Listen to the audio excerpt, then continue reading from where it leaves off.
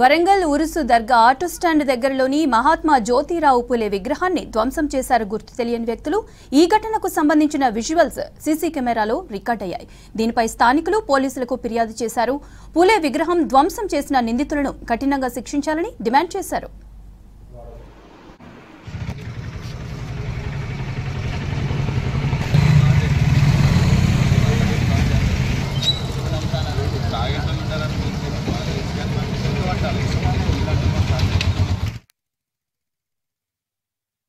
పూలే విగ్రహాన్ని ధ్వంసం చేసిన విషయం తెలిసి ఇక్కడికి రావడం జరిగింది. దర్గా ప్రాంతంలో ఇక్కడ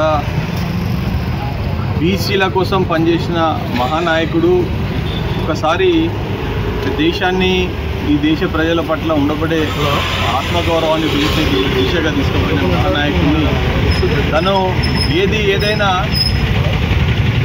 నాయకత్వం అనేది కాకుండా విద్యాపరంగా అన్ని రంగాలలో అభివృద్ధి చెందాలని చెప్పి ప్రయత్నించిన మహానాయకుడు పూలే గారి ఆశయాలలో అందరం కూడా పనిచేయాల్సిన పరిస్థితి. కానీ ఇవాళ పూలే గారి విగ్రహాన్ని ధ్వంసం చేయాల్సిన పరిస్థితులు ఏంటి, వాటికి కారణం ఏంటి అనేది అర్థం కాదు. గతంలో కూడా ఈ విగ్రహాన్ని ధ్వంసం చేయడం జరిగింది. ఈ విగ్రహాన్నే కాకుండా అక్కడ దేశాయపేటలో ఉండబడే పూలే విగ్రహాన్ని కూడా ధ్వంసం చేయడం, ఇది రెండవసారి. ఈ ప్రాంత ప్రజలకు ఎవరికి కూడా తన ఆశయాలలో ఇబ్బందులు ఉన్నాయని చెప్పి మేము భావిస్తలేం.